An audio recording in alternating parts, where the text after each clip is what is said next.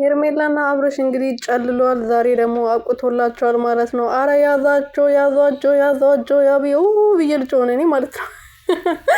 እንግዲህ የባለፈው አብርሃም ልጅ ውራግኛ ሲያስጨፍሩት አረ ልጄ ነው ያዙልኝ ብሎ ነበር እና እነዚህ ደግሞ ባካችሁ የሚይዛቸው ጸበል የሚወስዳቸው ሰው ያስፈልጋል።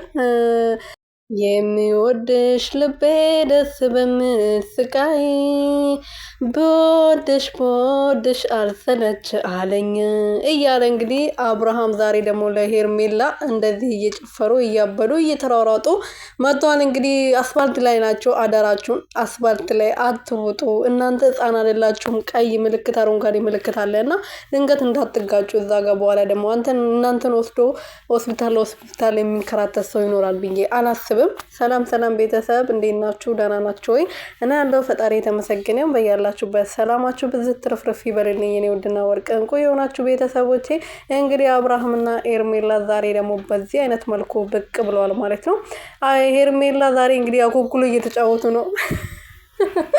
አላደጉም ገና የሆነ እድገት ያስፈልጋቸዋል። ታውቃላችሁ የሆነ ኳስ ምናምን ያስፈልጋቸዋል። ትንሽ ስላላደጉ ልጅነት አለባቸው። አብርሃም ደግሞ ስለ ልጅነት አውርቶ አይጠግብም። ሁል ጊዜ ልጅ ነኝ ልጅነቴ ሳልጨርስ ነው ወደ ትዳር የገባሁት ብለዋል። እንግዲህ አሁን እንግዲህ ልጅነቱ ሳይጨርስ ነው ወደ ውሽሚቷ የገባው ማለት ነው። ስለዚህ በደንብ ማደግ ያስፈልጋቸዋል።